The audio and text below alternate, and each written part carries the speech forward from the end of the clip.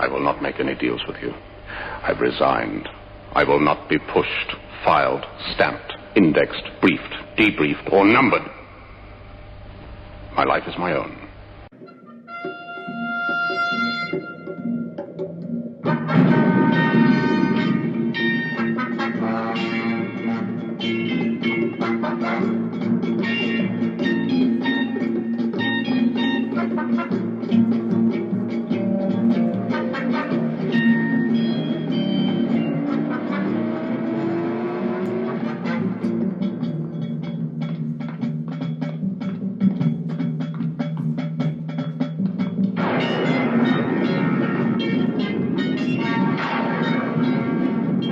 Welcome back to episode 10 of the Captain Mike Show as we go through the book of Daniel. We left you all there with a pretty strong cliffhanger. If you're first joining us, we're reading through a historical book about chapter 11 of Daniel and the intrigue surrounding the four rulers that took over Alexander's empire, his four generals. That took over the modern world at that time, that Alexander had conquered, but Alexander died young, and so his kingdom was split up into these four rulers. We're talking the 330 BC time period, thereabouts, and there's some exciting intrigue that's happening, and we ended up with this fourth king of the north ruler in Daniel chapter 11, verse 21 through 35, Antioch Epiphanes, which was the evil dude from the north that sacrificed a pig on the Jewish altar during the Maccabean revolt period, which is like 175 BC. And this is really exciting. This is where we're going to pick up now, and we're going to start actually reading chapter 11 of Daniel and start rapidly going through it.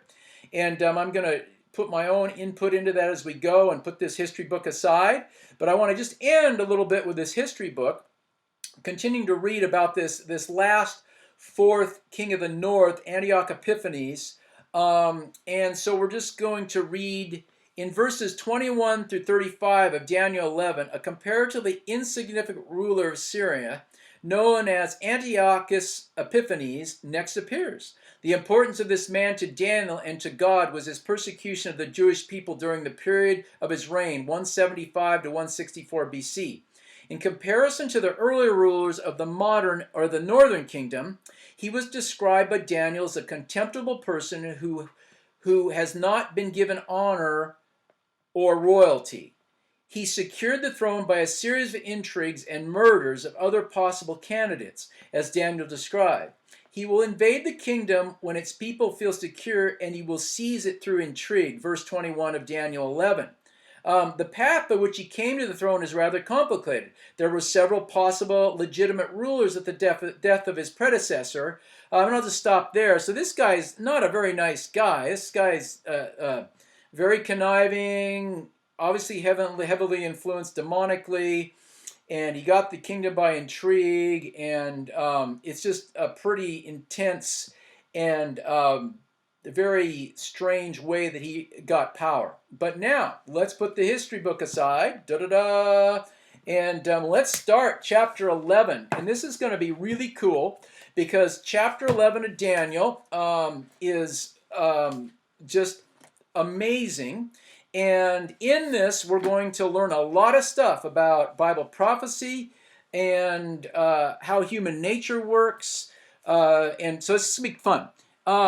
Now, I've got to tell, like I've explained in previous episodes, and it's worthy of repeating again.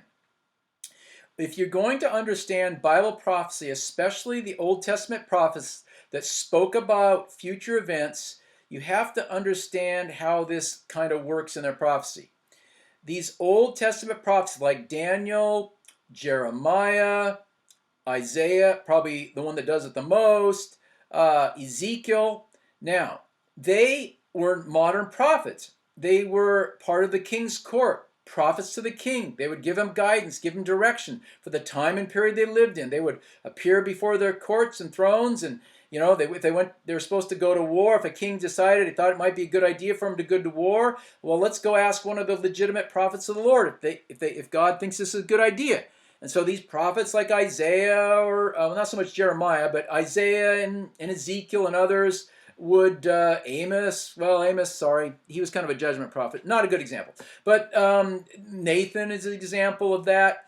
For David, these were good men that heard from God for the people and for their particular time. They heard from God for the time they were living in to give practical, good direction from the Lord by the Spirit of God that was upon them. And then, so they were very practical in the time they lived in. But also in their writings, in their prophetic utterances, many times they would start to go out into the future in their prophecies to where they would talk 10 years in the future, 100 years in the future, sometimes 2,000 or more years in the future. And you have to be careful because within a verse or two, they could switch from talking to the guy in front of him and telling him, hey, go to war or don't go to war. And then all of a sudden, the next verse, they're talking about something that's going to happen with Israel's history or one of the heathen nations or secular kingdoms sometime in 100 years in the future. That can sneak up on you quick. And you got to be really paying attention. And you'll see, obviously, some of that in chapter 11 here. So I'm going to just tell you when it's switching, so you don't have to try to figure it out. You just have to trust me that I know what I'm saying through this. So, but let's start in chapter 11 of Daniel, starting in verse 1. We're not going to read every verse, but we're going to read a lot of verses, and I'm going to interpret things as we go here. Okay, chapter 11 of Daniel. Also, I, in the first year of Darius the Mede, even I, stood to confirm and to strengthen him. And now will I show thee the truth. Behold, there shall stand up yet 3 kings in Persia, and the 4th shall be far richer than they all. And by his strength, through his riches, he shall stir up against the realm of Grecia. We learned that in our earlier reading. That's most likely Artaxerxes, who was married to Esther. That's the guy that was the most wealthy of the Persian, at the height of the Persian Empire, but then he never, after that, the things started to go downhill for him. And a mighty king shall stand up, that shall rule with great dominion and do according to his will. And when he shall stand up, his kingdom shall be broken and shall be divided toward the 4 winds of heaven. That's Alexander the Great comes in there. And then the 4 winds of heaven, that's the 4 generals of Alexander that come up after him.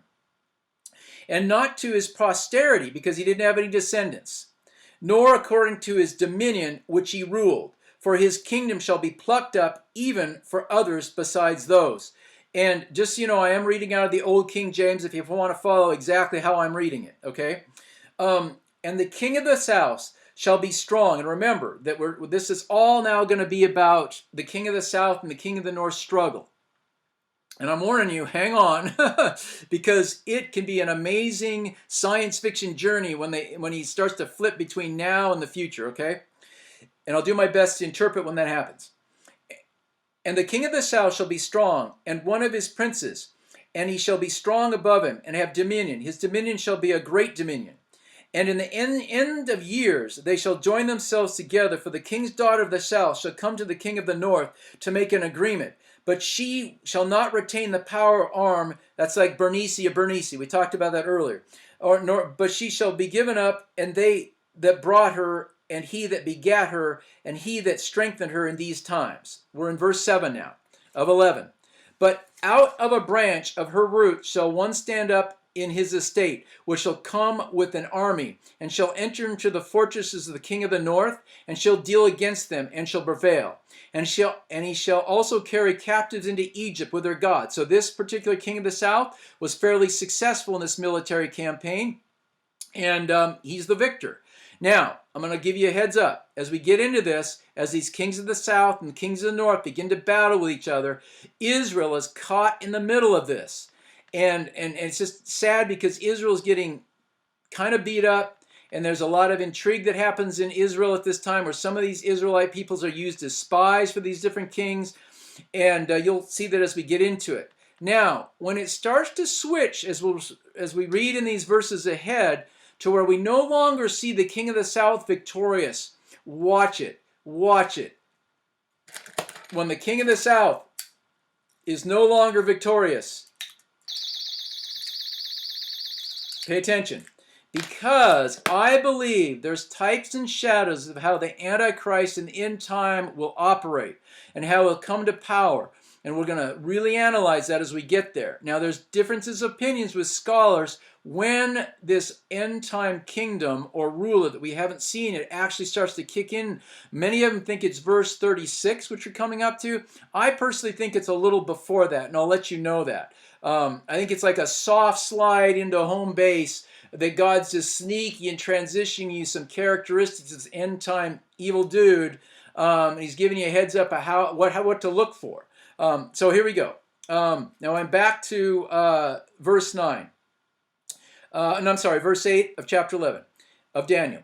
And shall also carry captives into Egypt, their gods with their princes, and with their precious vessels of silver and of gold, and he shall continue more years than the king of the north. So the king of the south shall come into his kingdom, and he shall return to his own land.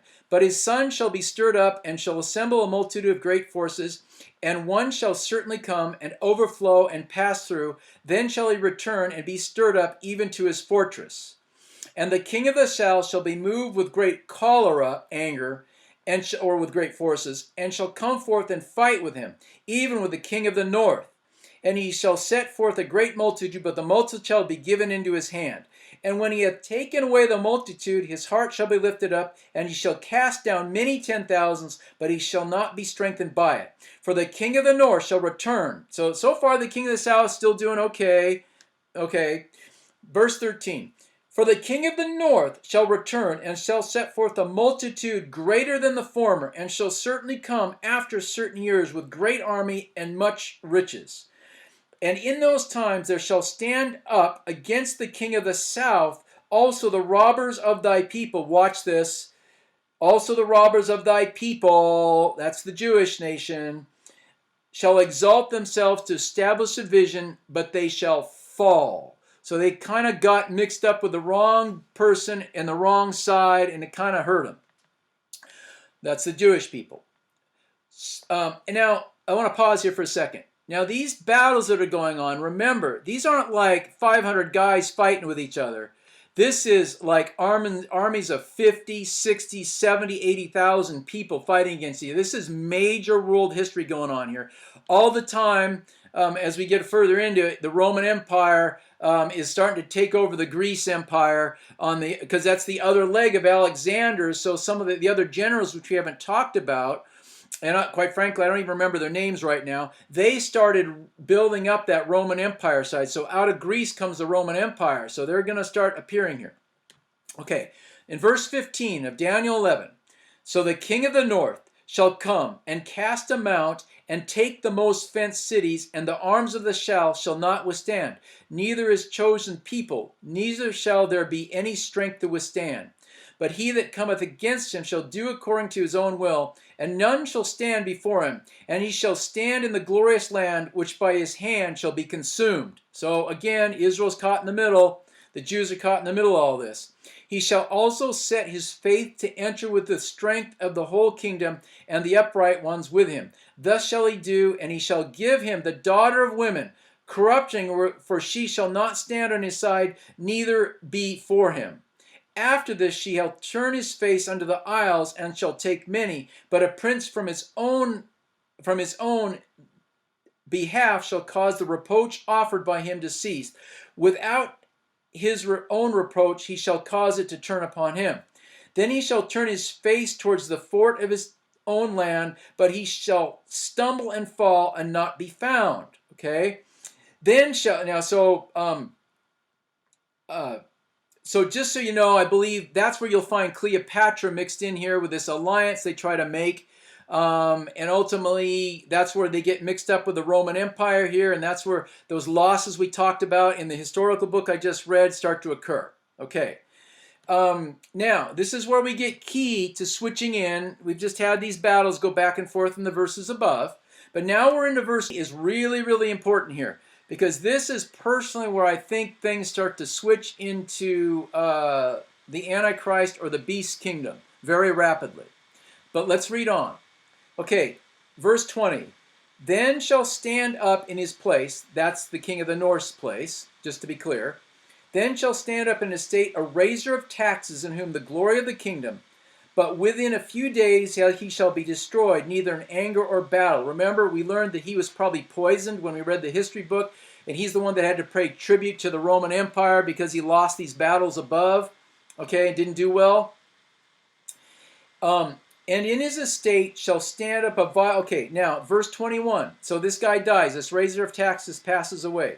Now this is my opinion right now, that we are not seeing the Antichrist or the future events of Bible prophecy spoken of here yet. But what we are seeing is shadows and behavior patterns of the Antichrist mixed up with Antioch Epiphanes, who we're about to come into here. That was the one that, put the pig on the altar when the Maccabees ran Israel, revolted. So watch it. What we're reading now, these are clues. These are shadows of how this particular evil person will operate, that I believe you'll see reborn in the Antichrist spirit. Okay, thank you for listening. Let's move on. Verse 21.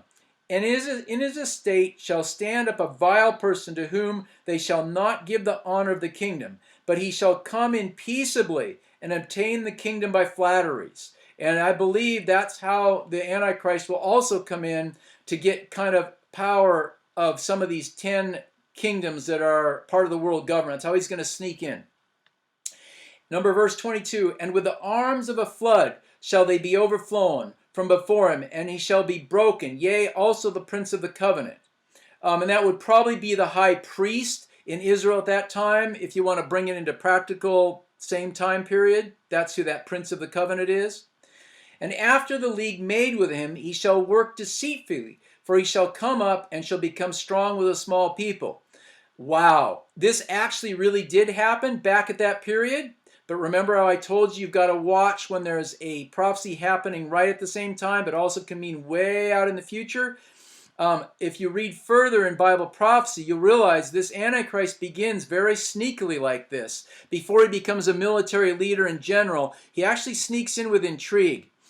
He shall come in with a small group of people, so he'll be an influencer of a small group of people. So as I shared in previous Bible prophecy studies in Daniel in chapter 7 and 8, you want to go back, that understand that this end-time ruler is very conniving and very clever, and he comes and takes over a 7-continent, 10-nation confederacy. So we already have world government before the Antichrist appears on the scene. So a lot of people think that, oh, we have to worry about the Antichrist, we'll be raptured out of here, or we don't have to worry about that. It'll get really bad when the Antichrist shows up. It won't be that bad until that point.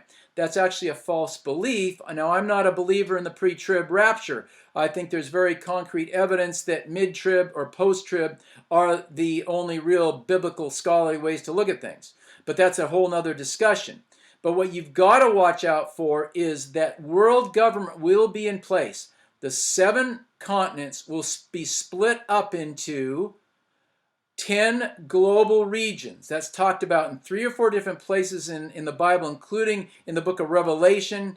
We'll get into that when we get into that study. So, the Antichrist will usurp 3 of these 10 regional world government leaders and then take over power.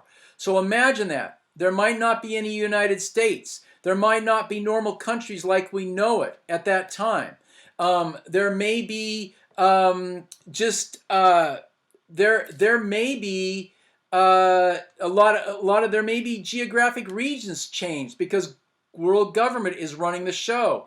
And when that world government is in place, then this vile person or this Antichrist ruler comes up and probably according to Daniel 9:27, he makes some kind of a treaty or agreement. We don't know if that's just with Israel or with some other, just regular nations. But he does come up and he is able to get control of 3 legs of this global regions. And out of that, he becomes world dominating. And then all the other leaders of those 10 regions give their allegiance to him. Well, we're out of time, but I just want to leave you with that thought. And the next episodes will pick up. It'll really start to heat. We'll be able to finish this all in the next episode. We may get through chapter 12. I may have to do chapter 12 on a separate teaching. We have come to the end of another Captain Mike show. Thank you for joining us. If you like this teaching, please consider donating by clicking on the PayPal link in the description area of this video. 1/3 of all donations go to Elisha Revolution Ministry in San Diego, California, for helping feed people in need in Africa and Pakistan.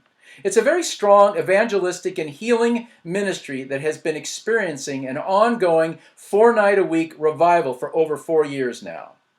If you would like to contact me directly, you may email me at thecaptainmikeshow@yahoo.com. Remember Acts 4:12, neither is there salvation in any other, for there is none other name under heaven given among men whereby we must be saved, speaking of Jesus Christ. And also, please remember John 14:6.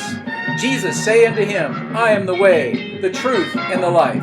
No man cometh to the Father but by me. Blessings to all of you, and until next time, be seeing you.